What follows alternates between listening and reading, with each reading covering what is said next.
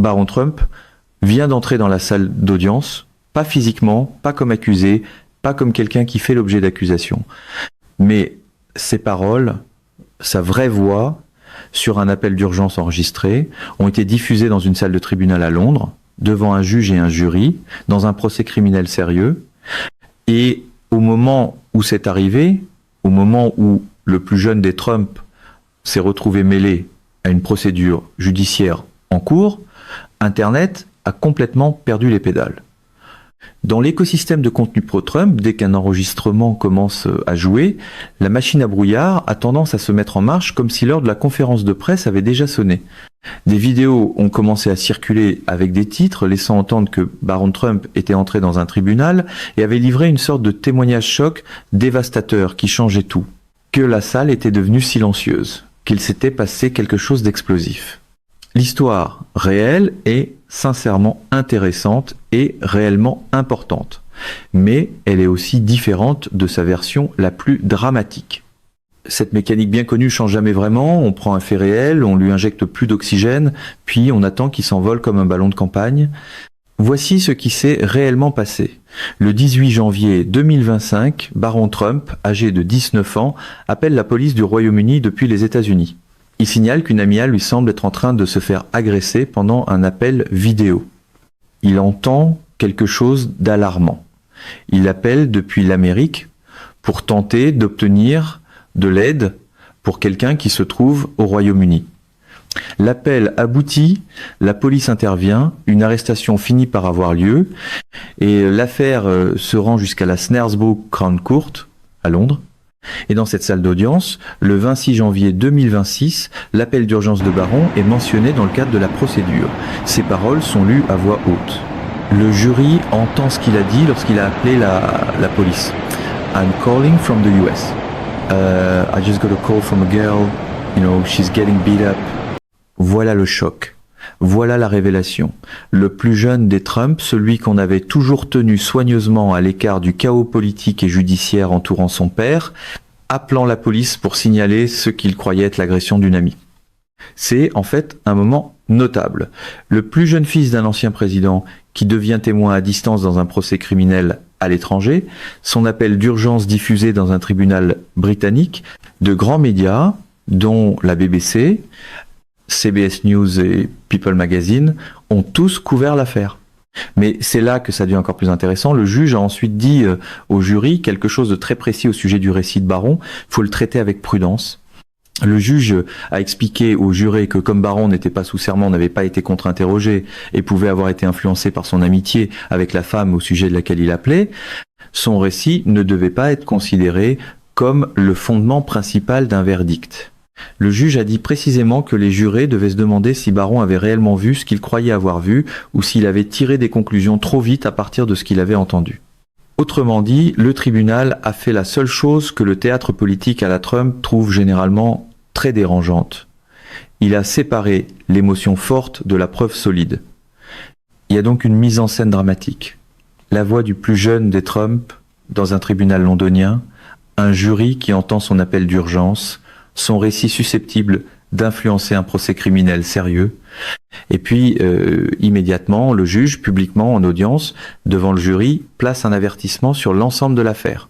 La révélation choc est diffusée au tribunal, puis le juge dit aussitôt au jury de faire attention à la confiance qu'il lui accorde. Cette combinaison-là, c'est la vraie histoire, et elle est plus intéressante que la version dramatique fictive parce qu'elle montre quelque chose de réel sur la façon dont le système judiciaire fonctionne avec des figures proches du politique. La preuve entre au dossier, le juge maintient une prudence appropriée. Le jury doit déterminer ce qu'elle signifie. La version internet de cette histoire passe immédiatement de 0 au maximum du drame. Salle d'audience réduite au silence, bombe lâchée, tout a changé. La version réelle est plus nuancée. Un jeune de 19 ans a passé un appel inquiet pour aider une amie. Cet appel s'est retrouvé comme élément de preuve dans un procès criminel et un juge a rappelé aux jurés de réfléchir attentivement à ce que cela prouve réellement et à ce que cela ne prouve pas. Les deux versions sont intéressantes, mais une seule est vraie. C'est aussi le moment où l'usine à manchettes glisse sur ses propres confettis. elle adore l'explosion, alors que le droit vit dans les notes en bas de page. Comprendre correctement la chronologie est essentiel pour saisir ce que cette histoire est réellement, par opposition à ce que la version virale prétend qu'elle est. Le 18 janvier 2025, Baron Trump a 19 ans. Il est en appel vidéo avec une amie au Royaume-Uni. Pendant cet appel, il voit ou entend quelque chose qui l'alarme, quelque chose qui laisse croire que son amie est physiquement agressée. Il appelle la police du Royaume-Uni depuis les États-Unis, un appel d'urgence international pour tenter de faire aider quelqu'un sur un autre continent. L'appel est reçu, la police se rend sur les lieux au Royaume-Uni, une enquête suit, des accusations sont finalement déposées et l'affaire aboutit à la Snaresbrook Crown Court à Londres dans le cadre d'un procès criminel. L'élément précis qui a attiré toute l'attention dans la salle d'audience est assez simple. Baron se trouve aux États-Unis, il a 19 ans. Il ne va pas prendre l'avion pour Londres afin de témoigner en personne dans un procès criminel à l'étranger. Il n'a pas fourni de déclaration formelle sous serment, il a passé un appel d'urgence sur le moment, ainsi son récit entre dans la procédure non pas sous la forme d'un témoignage direct, mais par le fait que son appel d'urgence est mentionné et que ses paroles sont lues au dossier. CBS News a décrit comment il est devenu ce qu'ils ont appelé un témoin à distance dans l'affaire, non pas par un témoignage formel, mais par l'appel d'urgence qui a déclenché toute la chaîne des événements. La BBC a couvert le moment du 26 janvier 2026 où le juge a abordé précisément le récit de Baron. Et c'est là que l'importance juridique devient intéressante. Le juge à la Snaresbrook Crown Court a dit aux jurés de traiter le récit de Baron avec prudence. 3 raisons précises ont été données. Premièrement, il n'était pas sous serment. Son appel d'urgence était un récit paniqué en temps réel de ce qu'il voyait et entendait, et non un témoignage sous serment livré après réflexion et avec une pleine conscience des conséquences juridiques. Deuxièmement, il n'avait pas été contre-interrogé. L'un des principes fondamentaux de la justice criminelle est que la preuve qui sera utilisée contre un accusé peut être mise à l'épreuve par contre-interrogatoire. La partie adverse peut examiner le récit du témoin, relever les incohérences, contester sa crédibilité et explorer d'autres explications possibles. Le récit de Baron n'a jamais été soumis à ce processus. Troisièmement, sa relation avec la femme au sujet de laquelle il appelait pouvait avoir influencé sa perception.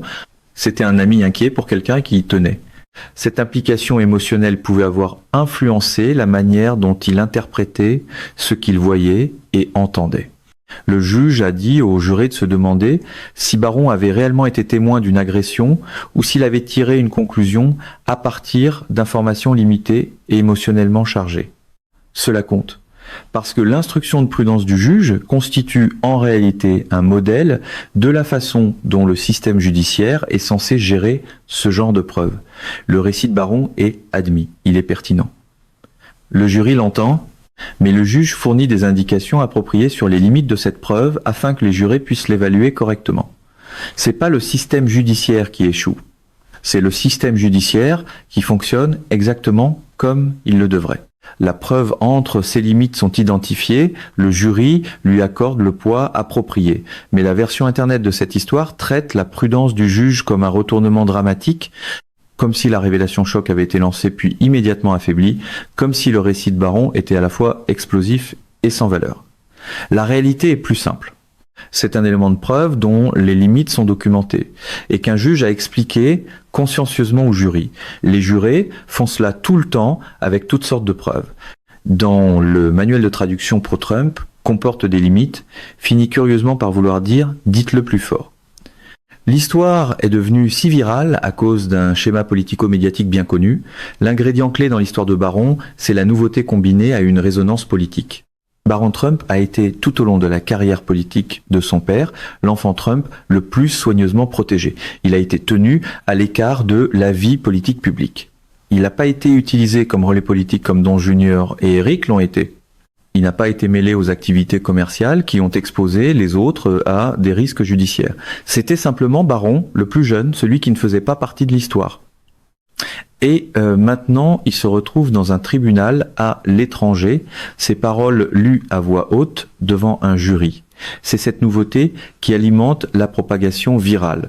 Après des années de saga judiciaire de la famille Trump impliquant Donald, Ivanka, Don Jr., Eric et divers associés, le simple fait que Barron entre dans un quelconque contexte judiciaire donne l'impression d'un nouveau chapitre qui exige l'attention. Et les créateurs de contenu le comprennent très bien. La salle d'audience réduite au silence alors que Barron Trump lâche une bombe fonctionne comme cadrage parce que cela active tout l'intérêt déjà existant pour l'orbite judiciaire de la famille Trump et l'applique à une figure nouvelle, jusque-là intacte. Quelque part dans l'orbite Trump, il y a toujours un talent pour publier la bande-annonce d'abord et vérifier les faits ensuite. Mais il existe une différence importante entre la situation de Barron et les situations judiciaires des autres membres de la famille Trump. Ivanka, Don Jr. et Eric ont été impliqués dans des procédures liées aux activités commerciales et politiques de leur père. Leurs dépositions, assignations et témoignages ont été directement liés à des allégations d'actes fautifs dans l'orbite de la Trump Organisation et du monde politique. La situation de Barron est complètement différente. Il a appelé la police pour aider une amie qu'il croyait agressée. Ce n'est pas un scandale. Ce n'est pas un risque judiciaire. C'est un adolescent qui fait ce que n'importe quelle personne décente ferait si elle croyait qu'une amie est en danger. Le fait que son appel d'urgence se soit retrouvé comme preuve dans un procès criminel est une conséquence des circonstances, et non de la moindre faute de sa part. Il n'est pas accusé, il n'est visé par aucune accusation.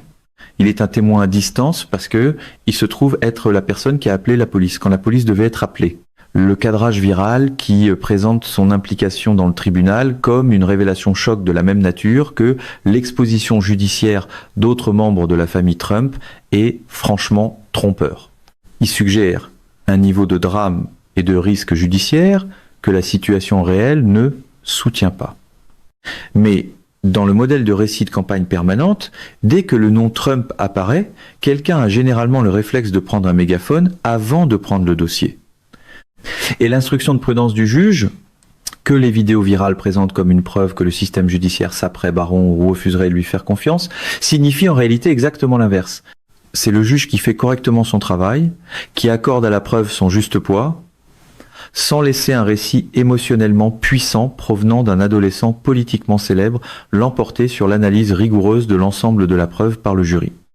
Des versions fausses et trompeuses de l'histoire de Barron se sont propagées parallèlement à la vraie, et cela constitue un élément important pour comprendre l'écosystème médiatique autour de cette affaire.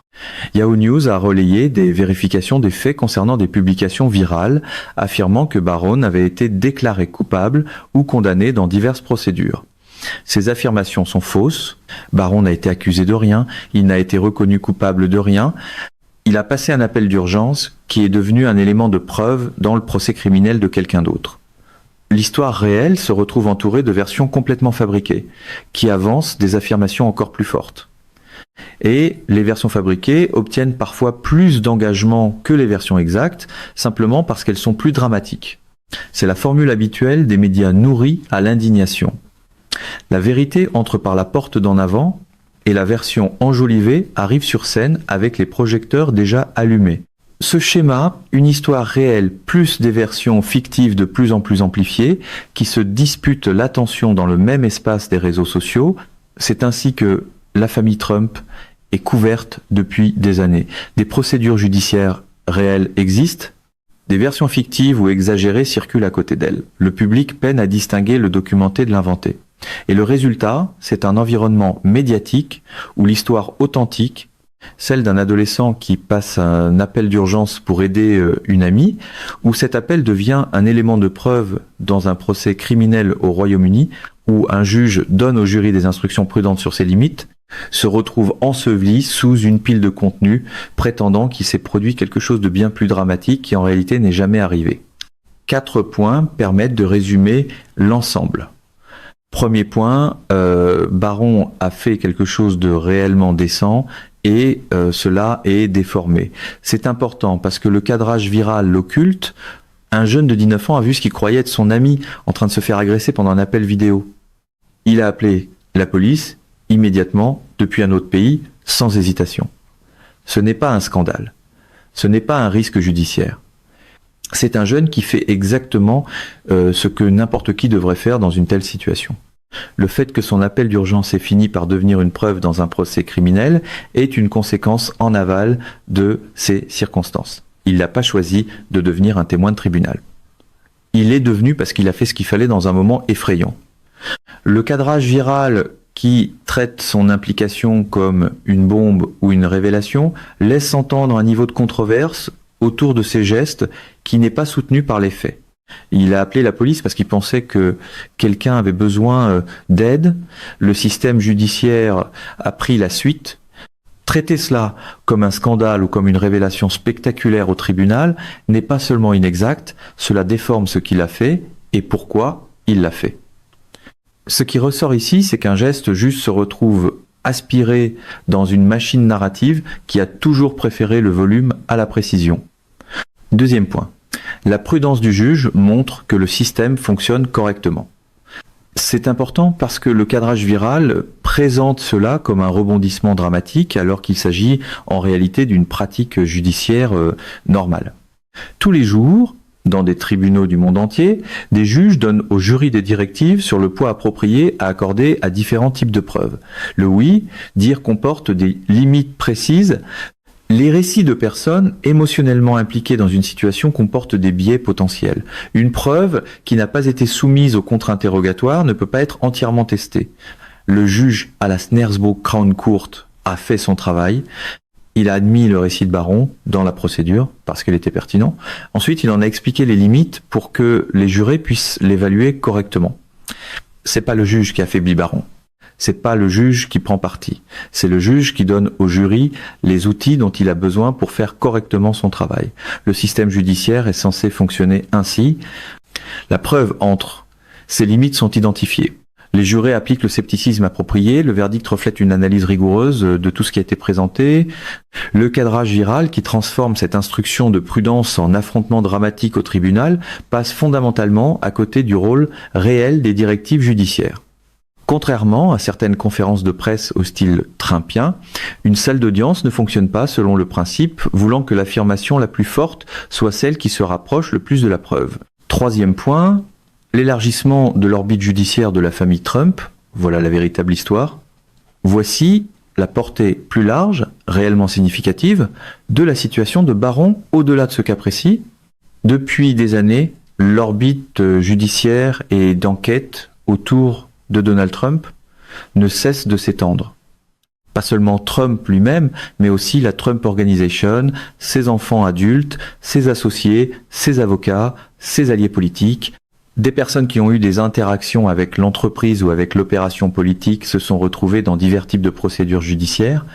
Baron était le seul membre de la famille à avoir été tenu complètement à l'extérieur de cette orbite. Jeune, apolitique, non impliqué dans les affaires ni dans les campagnes, protégé par son âge et par son absence volontaire du monde politique et des affaires. Et maintenant, son nom est dans un tribunal au Royaume-Uni. Ses paroles sont lues à un jury, non pas à cause de quoi que ce soit lié aux affaires ou à la politique de son père, mais parce qu'il a passé un appel d'urgence pour aider une amie. La coïncidence est frappante. Le seul membre de la famille qui avait été tenu complètement à l'écart du chaos judiciaire entourant le nom de famille se retrouve témoin à distance dans un procès criminel en raison d'une situation personnelle complètement sans lien. C'est pas un complot. C'est pas une opération politique. C'est simplement ainsi que les choses fonctionnent lorsque votre nom de famille est mondialement reconnu et que tout ce qui s'y rattache génère une attention médiatique énorme. La situation de Baron est différente de toutes les autres situations juridico-politiques touchant les membres de la famille Trump. Mais le simple fait que son nom se retrouve maintenant dans un tribunal, que ses paroles fassent maintenant partie d'un dossier judiciaire quelque part dans le monde, c'est le genre de choses qui arrivent aux familles qui vivent au centre d'une histoire politique et judiciaire mondiale qui dure depuis une décennie. La famille Trump vit depuis longtemps dans un climat où presque tout peut être transformé en symbole, puis traité par la machine à emballement comme s'il s'agissait de la bande-annonce du prochain épisode.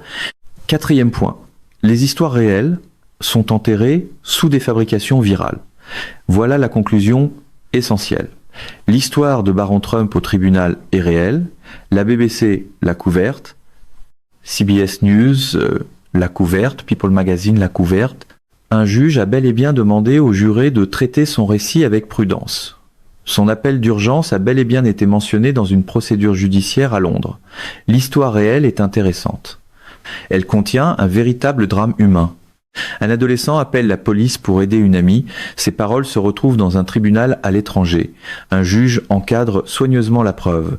Le jury doit décider ce qu'elle signifie. Cette histoire mérite une couverture exacte. Elle mérite d'être comprise dans son contexte réel. Mais au lieu de cela, elle se retrouve ensevelie sous des versions fabriquées, prétendant que Baron a été reconnu coupable, condamné, ou qu'il a livré un témoignage dévastateur au tribunal qui a tout changé.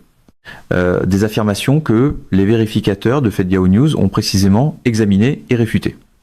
Et à côté de ces versions fabriquées, se trouvent les versions dramatisées, virales, qui amplifient l'histoire réelle au point où elle ne ressemble presque plus à ce qui s'est vraiment passé. Un adolescent a passé un appel d'urgence. Voilà l'histoire, pas une bombe qui a réduit la salle au silence, pas une révélation qui a tout changé, un adolescent qui appelle la police parce qu'il pense que son ami est en danger. La véritable bombe dans cette histoire, ce n'est pas ce que Baron a dit. C'est ce qui arrive aux événements réels lorsqu'ils entrent dans l'écosystème du contenu politique. Le réel devient exagéré. L'exagéré devient fabriqué. Et le fabriqué se propage plus vite que le réel parce que le fabriqué est plus dramatique. L'histoire de Baron montre cette dynamique en temps réel. Un moment humain authentique, celui d'un adolescent essayant d'aider une amie, se transforme en contenu prétendant à des révélations de tribunal qui n'ont jamais eu lieu. Comprendre cette transformation, la reconnaître lorsqu'elle apparaît, être capable de faire la différence entre ce qui s'est réellement passé et ce que la vignette prétend qu'il s'est passé, voilà ce qui compte ici. L'histoire réelle est toujours plus intéressante que la version fictive, une fois qu'on la comprend clairement, et la véritable histoire de Baron, un adolescent, un appel paniqué, un tribunal à l'étranger, un juge qui fait son travail avec prudence, mérite d'être connue avec exactitude. Voilà aussi le grand paradoxe de l'ère Trump. Plus une histoire reste proche du réel, moins elle reçoit d'applaudissements, plus elle dérive vers le théâtre, plus elle semble attirer les confettis.